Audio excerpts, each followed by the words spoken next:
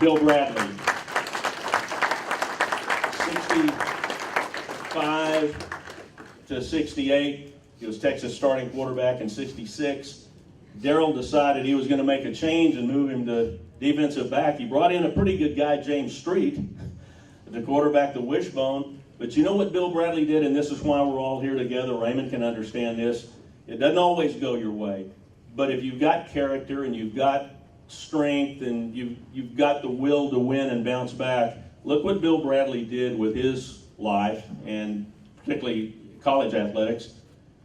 Goes into the defensive backfield, makes a couple picks against the Aggies, goes on, becomes all-pro safety with the Philadelphia Eagles. I'd say that worked out pretty good. Raymond Clayborn, a Fort Worth guy, Fort Worth Trimble Tech, and of course 73 to 76 with the Longhorns, played 13 seasons with the New England and Cleveland, three-time Pro Bowl selection. He could also return kicks and punts like the wind. I've always thought Jerry Gray, who came along later after Raymond, was the kind of guy. Raymond preceded him. Raymond would just cut off the whole half of the field. You were just a complete moron if you wanted to throw to Raymond Clayborn's side, because he'd just take it to the house at half speed. You wouldn't even have to go full speed.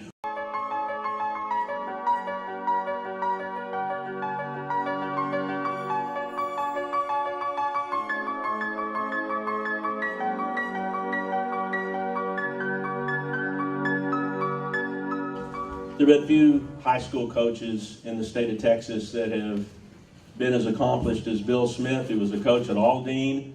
237 wins when he retired in 2003. They named the stadium in Aldine for him, and why not?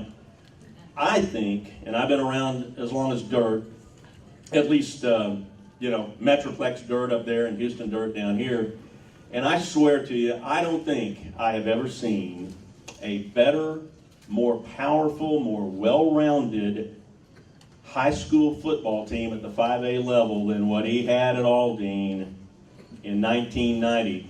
They call it the mythical national championship. USA Today's poll, they beat Arlington Lamar, and one of my best friends in coaching, Eddie Peach, who I just dearly loved and talked to, Eddie said after playing Aldine and losing 27 to 10, and it was really worse than that, he said, I don't want any more of those boys.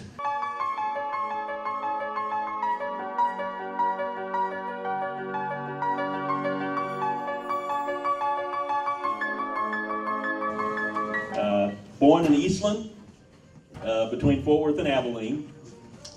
Odessa boy, quarterbacked the 1946 Odessa team to the state championship. By the way, not a turnover for the whole year. Sonny Detmer could appreciate that. Hayden's team, no turnovers, 14-0, state championship. Go on to Baylor, quarterback at Baylor, and then of course, assistant coaches, Arkansas, started out at Baylor as an assistant, Arkansas, takes the SMU job, great coaching career at SMU, beat Roger Staubach in Navy in 63, right here next door at the Astrodome, takes on Steve Owens in Oklahoma and beats them 28-27 in 1968, goes to North Texas, third year there, goes to Tennessee, and beats the Volunteers with North Texas. And got their coach just about fired, I think, right? They called the moving van for him in Knoxville. And then he goes to Iowa, and 20 years, we're talking 3 Rose Bowls, one of the greatest coaches in college football, Hayden Fry. We have him on speaker.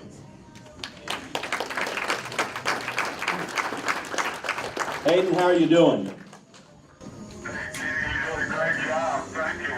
I'm honored. Well, hold on. How about a great round of applause for Hayden Fry?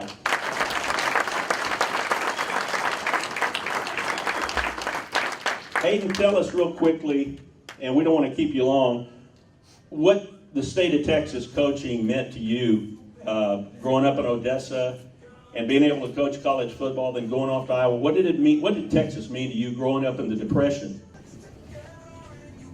Well, it was inspirational, to say the least. I was a roughneck in the oil field, and all my buddies were getting their fingers cut off, their hands, and that's what motivated me to go to college. That's not a bad motivational tool, really. I had a great experience at Baylor University.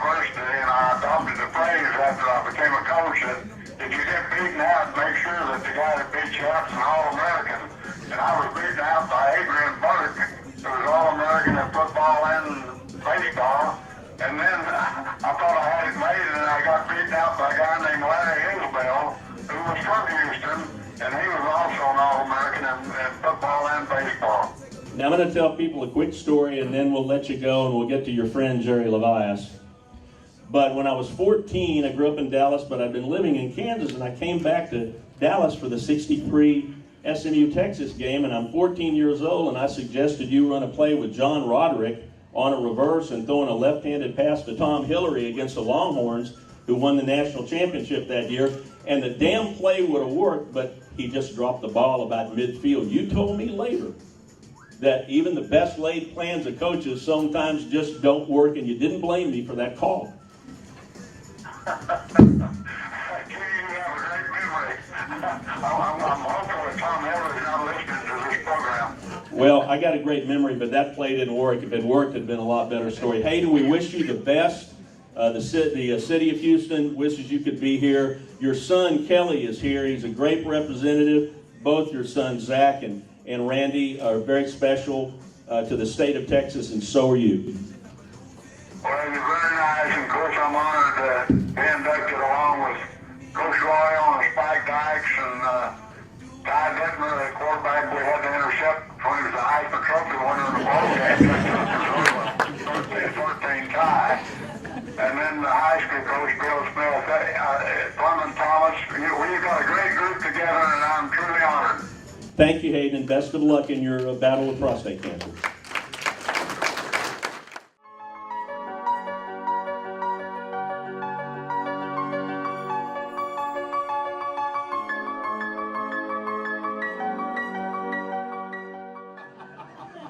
One of my favorite coaches of all time in Texas, if you wanted to fill up your notebook with quotes and good stuff, by the way, you go to Spike Dykes, and it was an empty notebook. It was a full notebook with poignant stuff from a guy who, let's face it, is the winningest coach still in Texas Tech Red Raider history.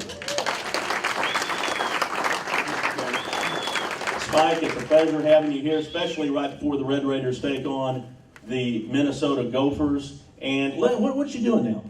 Nothing. You know, it's like a Bum Phillips thing where you just get up at noon. Well, I don't sleep that late, but I still don't do nothing. Now, let me tell you, now Spike, of course, grew up in West Texas, and he had a number of high school jobs. He was very successful at that. He coached under Darrell Royal for 5 years at Texas, became an assistant at Texas Tech in '84, took over in '86, and coached them to 14 bowl games? No, I can't count. I think it was. I don't think so. Spike, it was. It was. Well, it was a few, so anyway. Now, what we're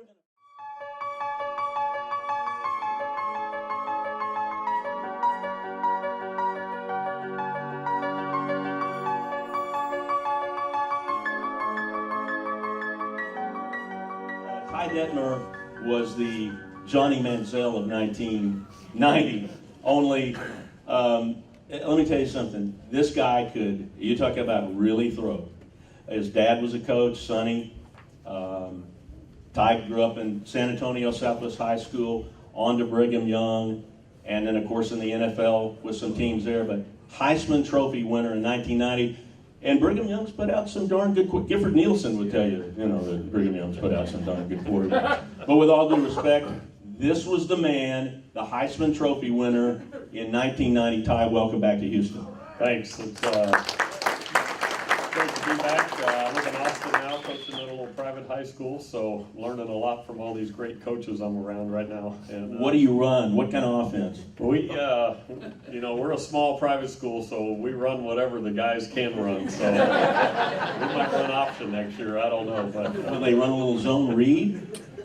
we could do a little bit of that. Like I said, it depends on who's healthy that week and what they can do. So.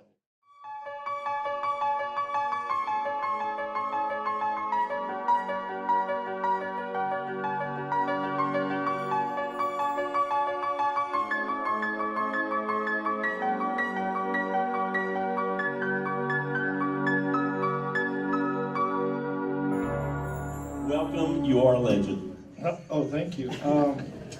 It's always great to come back home. I actually, come back home. Got a chance to see my grandmother who's been kind of sick, and so my wife and my 4 kids got an opportunity to visit with her these past couple of days. But it's always great to come back home and see the great people of Texas. All right, now where are you living and what are you doing now?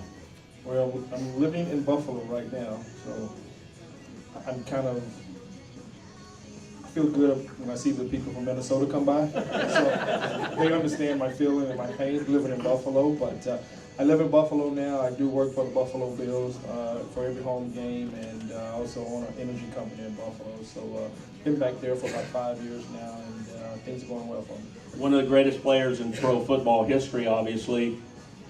Kind of wish you'd have played for the Oilers instead of the Bills.